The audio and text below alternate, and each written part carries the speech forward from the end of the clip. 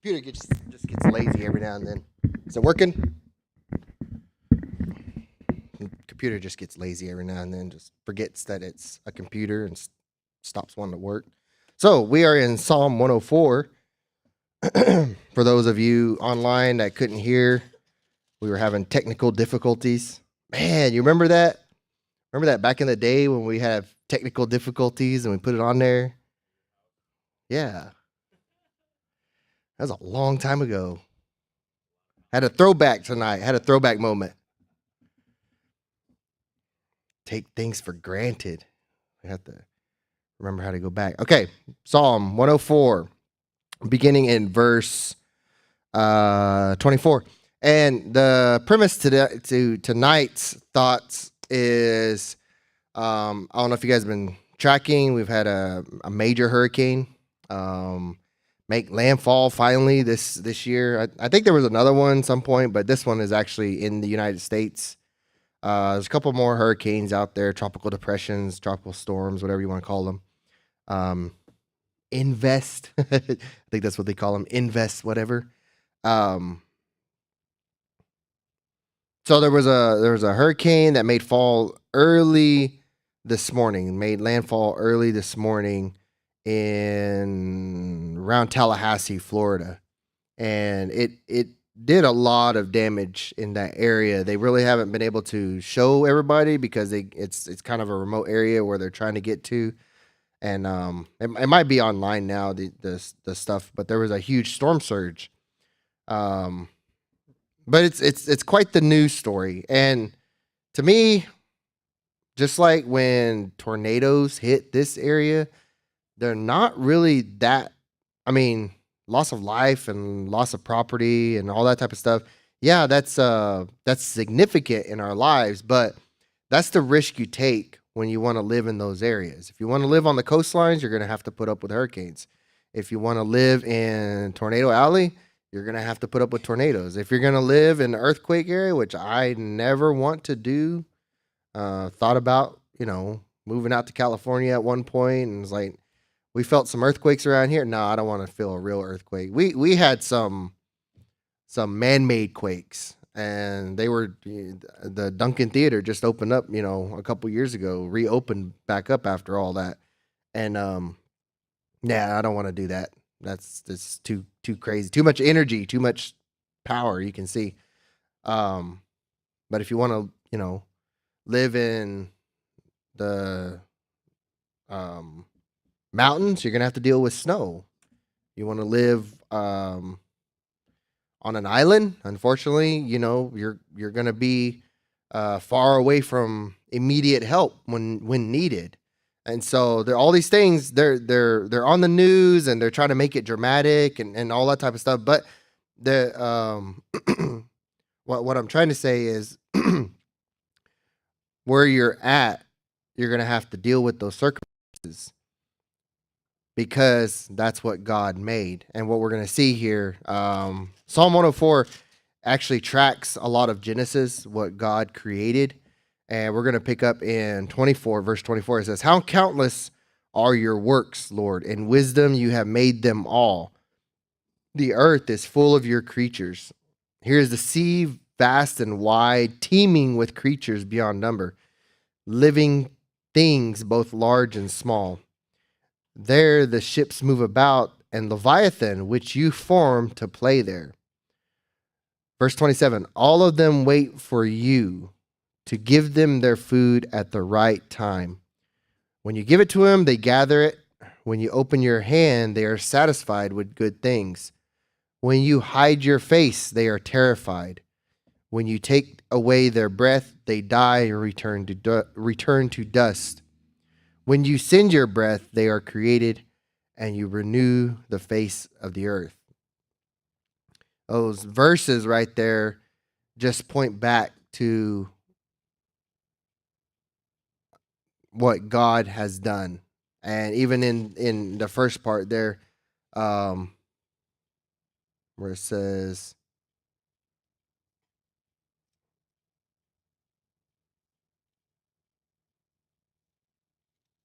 but there's a reference in there. Um, Oh, it's a little bit later. It says, may the glory of the Lord endure forever. May the Lord rejoice in his works. When God was done creating the heavens, when he was done creating um, all the stars and everything, and even earth, right? He sat back and relaxed and enjoyed his creation. We should be doing the same. It's tough during these times where we see on the news that things are going wrong, things are going bad, and people want to put in, that we're causing the destruction of mankind as it is and all this type of stuff. Um, but that's what God created. He created the storms, he created the seas, he created everything that there is that we experience in life. And he created it for a reason, for us to enjoy it. Because when he sat back and he relaxed, that's what he was taking all in, was his creation. And what we should be doing is glorifying that we get to experience it for just a fraction amount of time. How countless are your works, Lord. In wisdom you have made them all. He wouldn't have made it any other way if it needed to be done another way. He's made it this way because this is his plan. This is his path forward for all of us. And that doesn't mean just our duties, just our communities and everything. That means these storms that are happening or these things that are going on, because there's a reason, there's an ultimate reason. When we was experiencing all the droughts, the past couple years and even the years before that, there was a lot of news made about Lake Mead. And if you go back and you look at the archives, there was a sunken boat that was out there that was revealed and all this type of stuff. But you look at it today, it's not normal levels, but it's back to not newsworthy now. They're not talking about the droughts and what's going on there, because there's this plan that, according to God and what he has in store for us, there's a reason for it. There's wisdom beyond comprehension of humans. The earth is full of your creatures. There's other things besides us that we have to be able to rely on. And that's not just because of our diet or anything like that. There's a whole what would you call it? What's that word? What's the word that they use, like um biodiversity or whatever? Um Takes care of the plants, takes care of the air, takes care of everything around there. And one of the things that's going to be, I guess you could call it, impacted the most by this storm that made landfall and everything, is the area around where everything was flooded, because it's going to be washed clean. There's going to be what they were calling about disaster and all this type of stuff. But at some point, it needs to be refreshed, because that's the way things work. That's the way God created it. That's the way he intended for that. And again, if we're going to live in those areas, we have to put up with that. That's something that we know ahead of time.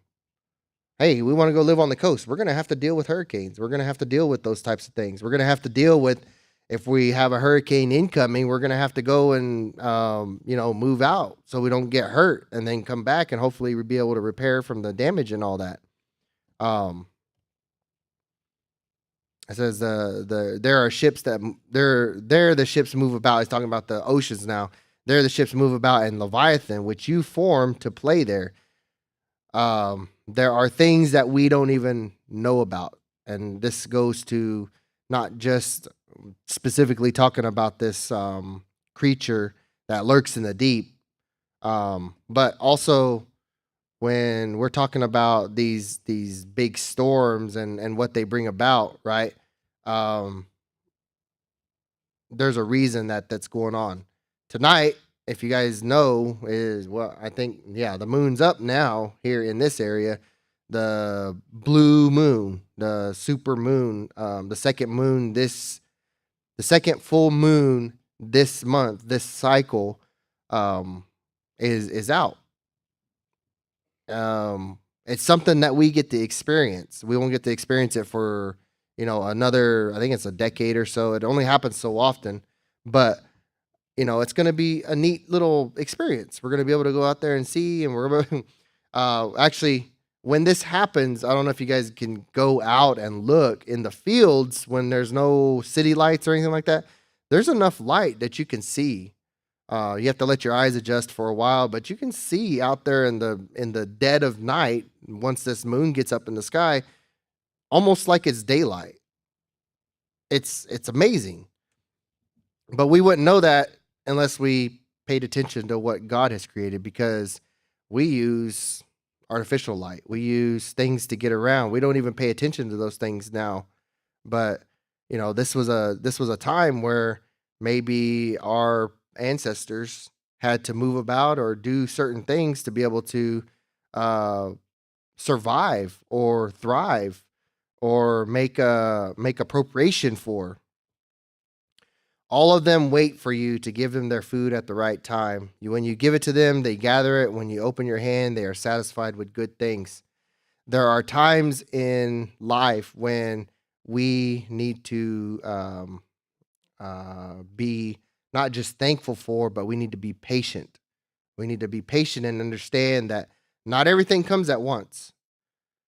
On the flip side of that, we need to take advantage of those things when they come about. When God has blessed us, we need to be able to use them appropriately. So, technology now, the warning systems that we have for weather and everything like that, make use of it.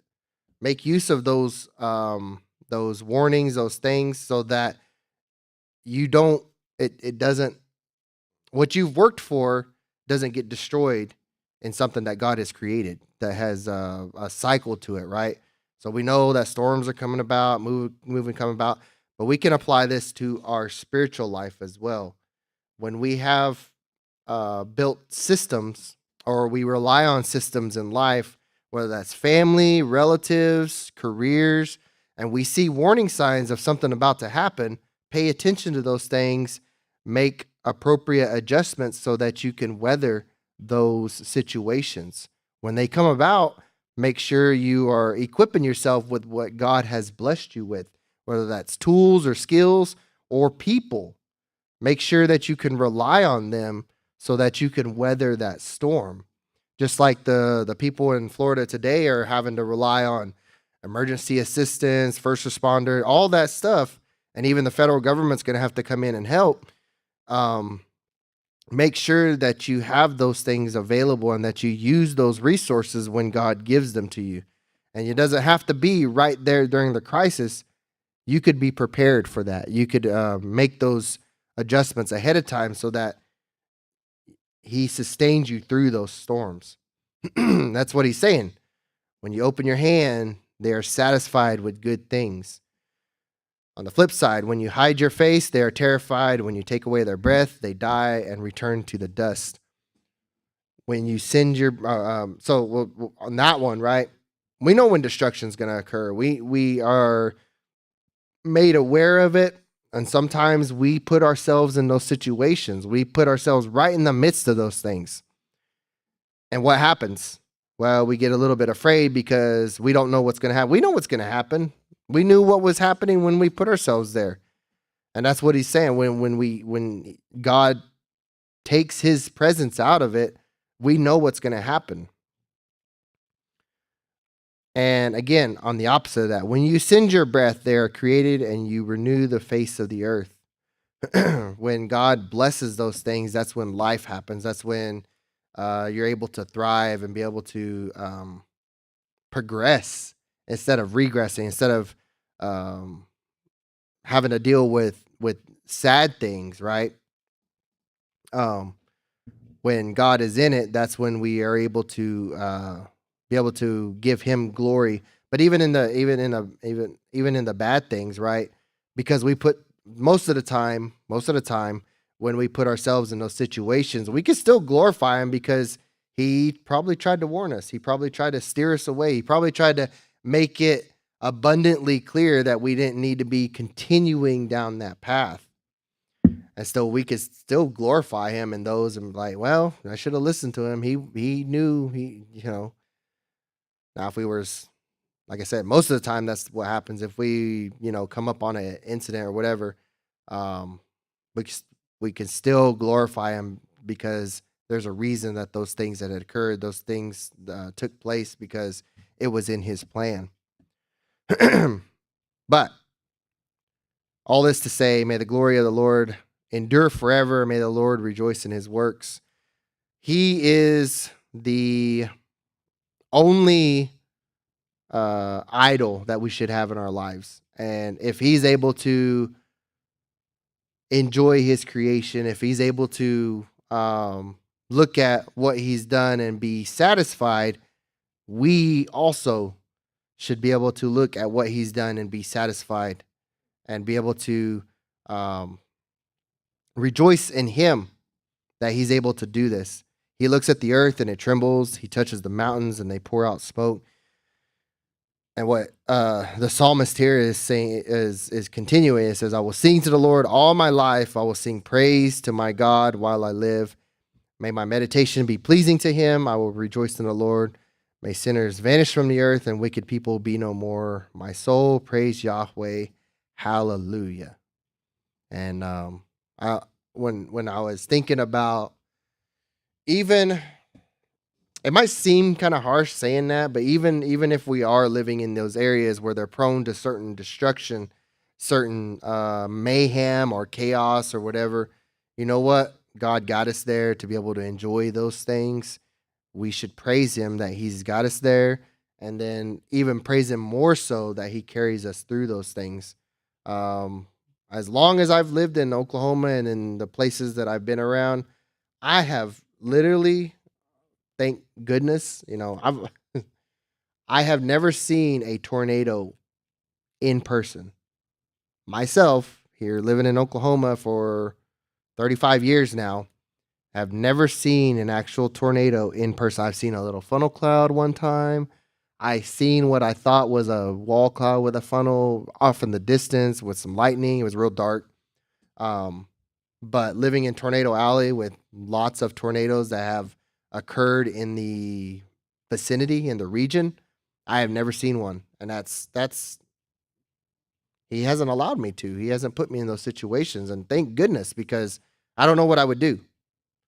Um, I've heard that from other people that have experienced what should be destruction in some of those areas. As long as they've lived in Florida, they've never had to, experience hurricane damage or anything like that. Or, they was out of town when the earthquake struck out there on the west coast, or when tsunamis came up, they was, out of the town or whatever. They've never had to experience that. Well, there's a reason why, because God is in control and we can praise that. And that's not just the destruction and stuff going on now. There's other things that we can apply that same logic to. He's never um, put me in a situation where um, I've never been able to work. I have the skills and I can go to work. If I was to, have to change careers tomorrow, I could do that. And he's given me those skills to be able to do that. I don't have to experience those things where we have to be without, because he's that good. And that's what the psalmist is trying to show us a little bit about through that through those words, is that all these things come about because he created it that way, and he deserves the praise and the glory to be able to continue on, and he deserves our worship. That's what he's saying. May my meditation be pleasing to him. Any questions? Any comments?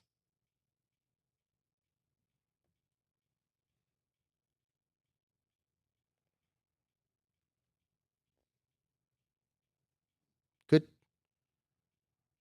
Again, I was thinking about this when the news gets so crazy sometimes about certain events.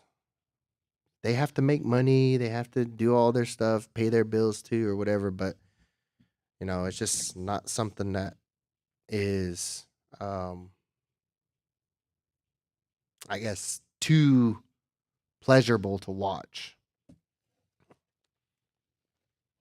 Yeah, I was paying attention to because it was hurricane season, and it's like, hey, this is a first big storm that's going to hit the United States.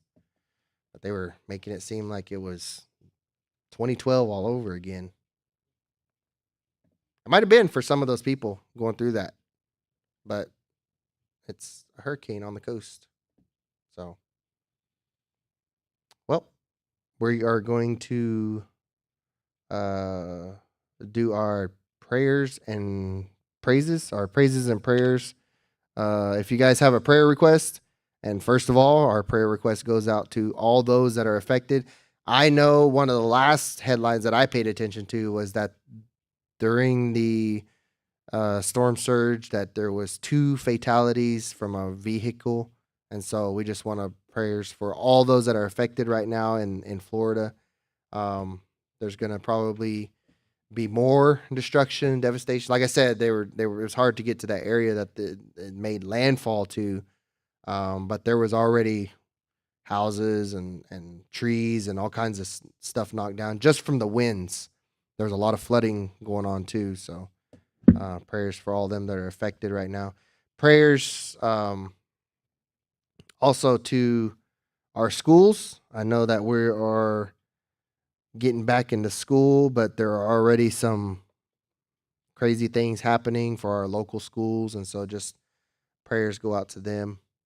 But if you have a prayer request or if you have a praise report, go ahead and send it. We'll include it in our prayer time. But we're gonna go ahead and go into that and end our Wednesday night Bible study. We'll be back here. You'll hear from us again on 1600 AM KUSH on the TuneIn app. And then we'll be back here in church. Sunday school starts at 10 and Sunday worship starts at 11. And so we'll see you then.